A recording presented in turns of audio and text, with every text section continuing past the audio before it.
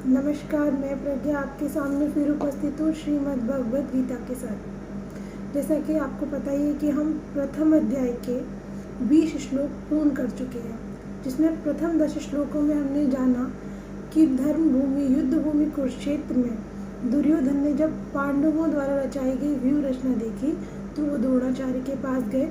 द्रोणाचार्य के पास जाके उन्होंने उनकी व्यूह रचना की तारीफ की और साथ ही साथ उनके पांडवों के पक्ष में जो जो योद्धा थे उनकी तारीफ की। तत्पश्चात अपने पक्ष के योद्धाओं की तारीफ की। उसके बाद उन्होंने भीष्म पितामह को सुरक्षित रखने की बात की।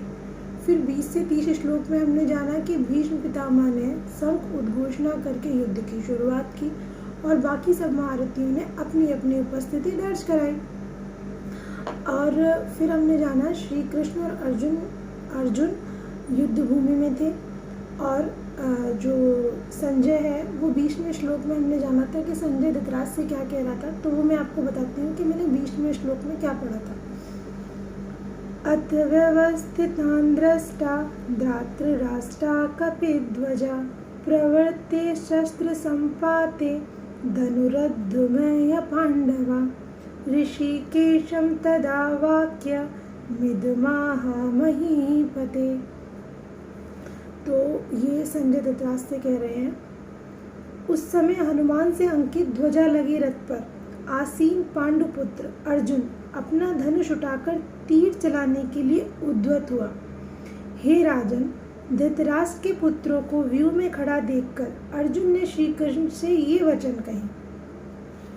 अर्जुन उवाच सैन्योरुभयो मध्ये रथं स्थाप्य मे अच्युत यावदेता निरीक्षेऽहं योद्धकामान् अवस्थितान् कैमर्यासे योद्धव्यम् अस्मिन् रणसुगमे। अर्जुन ने कहा, हे अच्युत, कृपा करके मेरा रथ दोनों सेनाओं के बीच में ले चले, जिससे मैं यहाँ उपस्थित युद्ध की अभिलाषा रखने वालों को और शस्त्रों की इस महान परीक्षा में जिससे मुझे संघर्ष करना है मैं उसे देख सकूं। ठीक उसी तरह जब हम किसी भी कंपटीशन में किसी भी परीक्षा में भाग लेने जाते हैं तो उससे पहले उसकी जांच पड़ताल कर लेते हैं।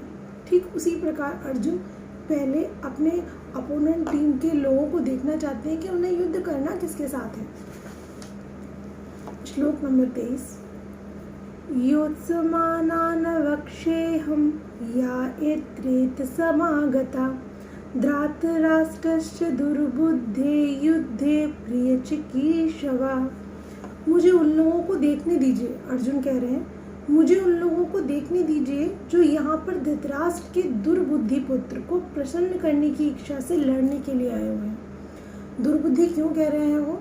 क्योंकि पांडव युद्ध चाहते ही नहीं थे। ये युद्ध दुर्बुद्धि पुत्र मतलब दुर्योधन की दुर्बुद्धि के कारण हो रहा है। क्योंकि जब श्री कृष्ण शांति दूत बनकर हस्तिनापुर गए थे तो उन्होंने जब ये प्रस्ताव रखा कि आप पूरी भूमि उनकी आधी भूमि नहीं देना चाहते तो 5 गांव दे दीजिए, तब दुर्योधन ने कहा था कि मैं तो सुई के नोक के बराबर भी भूमि नहीं दूंगा। तो इस हट के कारण ये युद्ध हो रहा है, इसलिए वो उसे दुर्बुद्धि कह रहा है। और धृतराष्ट्र को इसलिए शामिल कर रहा है क्योंकि वो जानते हैं कि धृतराष्ट्र उनके कुकर्मों में हमेशा उनके साथ रहे हैं। चाहे लाक्ष भवन में उन्हें जलाना हो पांडवों को, या उनको जहर देकर मारना हो, या द्रौपदी की भरी सभा में बेइज्जती करनी हो, या उन्हें भूमि न देनी हो, उन सब में धृतराष्ट्र उनके साथ रहे हैं। इसीलिए वो कह रहे हैं धृतराष्ट्र के दुर्बुद्धि पुत्र को प्रसन्न करने की इच्छा से यहाँ जो लड़ने के लिए आए हैं मैं उन्हें देखना चाहता हूँ। संजय उवाच एवमुक्तो ऋषिकेशो गुडाकेशेन भारत सैन्योरुभयो मध्ये स्थापत्य रथोत्तमम्। गुडाकेशेन, गुड़ा का अर्थ होता है निद्रा और गुडाकेशेन का मतलब जिसने निद्रा पे विजय प्राप्त की हो, वो है अर्जुन। भारत, तो संजय ने कहा, हे भरतवंशी, अर्जुन द्वारा इस प्रकार संबोधित किए जाने पर भगवान कृष्ण ने दोनों दलों के बीच में उस उत्तम रथ को लाकर खड़ा कर दिया।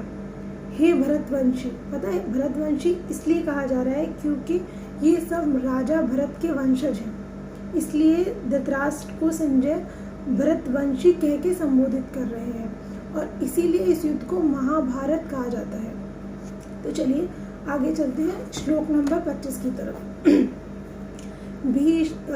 अब ये कृष्ण कह रहे हैं, श्री कृष्ण कह रहे हैं इनसे, भीष्म द्रोण प्रमुक्ता सर्वेषां च महीक्षिताम् उवाच पार्थ पश्येता संवेता कुरुनिति। भीष्म, द्रोण तथा विश्व भर के अनेक समस्त राजाओं के सामने भगवान ने कहा कि हे पार्थ, यहाँ पर एकत्र सारे कुरुओं को देखो। यहाँ पार्थ क्यों कहा गया है? पार्थ क्योंकि उनकी अर्जुन की माता कुंती का नाम प्रथा भी था, इसलिए अर्जुन को यहाँ उन्होंने पार्थ कहा है और उनसे कहा है। आई थिंक श्री कृष्ण पहले ही समझ गए थे कि अभी अर्जुन में विषाद उत्पन्न होने वाला है, इसलिए उन्होंने कहा कि तुम भीम, द्रोण तथा विश्व भर के अनेक समस्त राजाओं को सामने अपने खड़े देखो। अब आते हैं 26वें श्लोक पे। तत्र पश्यति स्थितानार्थ पितृनत्र पितामहान् आचार्य मातुला भ्राता पुत्र पौत्रा सखिस्तथा सुरासुरो सुहृदयश्चैव सैन्योरुभयोरपि। अर्जुन कह रहा है, अर्जुन ने वहां पर दोनों पक्षों की सेनाओं के मध्य में अपने चाचा ताऊओं, पितामह, गुरुओं, मामाओं, भाइयों, पुत्रों, पौत्रों, मित्रों, ससुरों तथा शुभ चिंतकों को भी देखा। वहाँ श्री अर्जुन ने, क्योंकि वो मध्य में खड़ा हुआ था, दोनों पक्षों के मध्य में खड़ा हुआ था, तो वो उधर भी देख पा रहे थे तो वो उधर भी देख पा रहे थे, तो उन्होंने सभी रिश्तेदारों को अपने देखा। इतना तो एक योद्धा को पता होता है कि युद्ध में, जब हम युद्ध से क्यों डरते हैं, कि युद्ध में जब युद्ध होगा तो सामने वाले के लोग अगर मृत्यु होगी तो अपनी तरफ के लोगों की मृत्यु भी होगी, इसलिए तो डरते हैं। और अर्जुन के सामने ये समस्या थी कि अपने लोग तो अपने थे ही, सामने वाली टीम में जो लोग थे वो भी अपने ही थे, तो उसने वो सब वहाँ देखे। तांसमीक्ष स कौन्तेय, कुंती पुत्र, तांसमीक्षस्य कौन्तेय सर्वा बंधु व्यवस्थितान् कृपया परोविष्टा विषीद त्रिदम ब्रवीत। तब कुंती पुत्र, कौन्तेय मतलब कुंती पुत्र, तब कुंती पुत्र ने मित्रों तथा संबंधियों की इन विभिन्न श्रेणियों को देखा तो वह करुणा से अभिभूत हो गया और इस प्रकार बोला। तो प्रथम अध्याय के 28वें श्लोक से अर्जुन का विषाद शुरू हो रहा है। अर्जुन उवाच दृष्टमेवं स्वजनं कृष्ण युयुत्सुं समुपस्थितं सीदन्ति मम गत्राणि मुखं च परिशुष्यति। अर्जुन ने कहा, हे कृष्ण, इस प्रकार युद्ध की इच्छा रखने वाले अपने मित्रों तथा संबंधियों को अपने समक्ष उपस्थित देखकर मेरे शरीर के अंग कांप रहे हैं और मेरा मुंह सूखा जा रहा है। श्लोक नंबर 29। वे पुरुषश्च शरीरे में रोमहर्षम जायते गांडीव संसृते हस्तातुके चैव परिद्यते।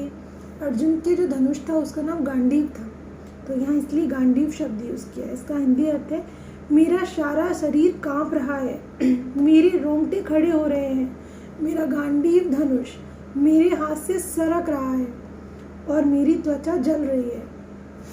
जब हम बहुत परेशानी में होते हैं, अनायास जब बहुत बड़ी परेशानी हमारे सामने आ जाती है तो कुछ ऐसा ही हमारे साथ भी होता है ना।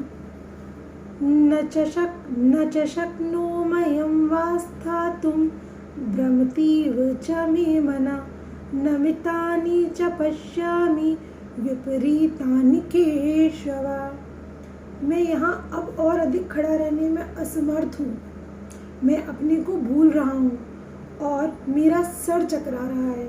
हे कृष्ण मुझे, हे केशव या हे कृष्ण मुझे तो केवल अमंगल के कारण ही दिखाई दे रहे हैं। श्लोक नंबर 31।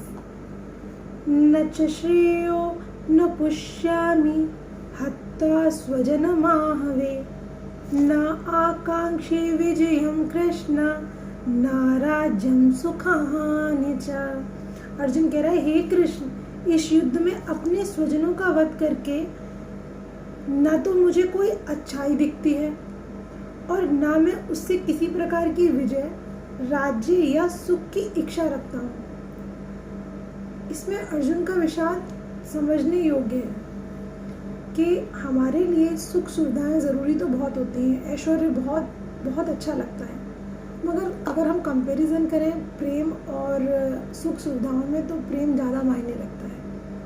बिना प्रेम के ये अगर हमारे जीवन में अपनों का साथ ना होना तो ये सब चीज़ें व्यर्थ हैं। इनका होना आवश्यक तो है, लेकिन जीवन में अपनों का साथ और प्यार होना अनिवार्य है, तभी ये सुख सुविधाएं हमें अच्छी लगती हैं। तो अभी ये श्लोक नंबर 31 मैंने कंप्लीट किया है। अब आगे के श्लोक में नेक्स्ट वीडियो में आपको बताऊंगी। तो अभी अपनी वाणी को मैं विराम देती हूँ, फिर मिलते हैं नेक्स्ट वीडियो में। और अपने वो 2 वीडियोज़ जो मैंने भगवत गीता पर बनाए हैं, उन दोनों वीडियो के लिंक मैं डिस्क्रिप्शन बॉक्स में दे दूँगी। अगर आपने वो दोनों वीडियो मिस कर दिए तो आप वो वीडियोस देख सकते हैं। तो अभी मैं चलती हूँ। जय श्री कृष्ण।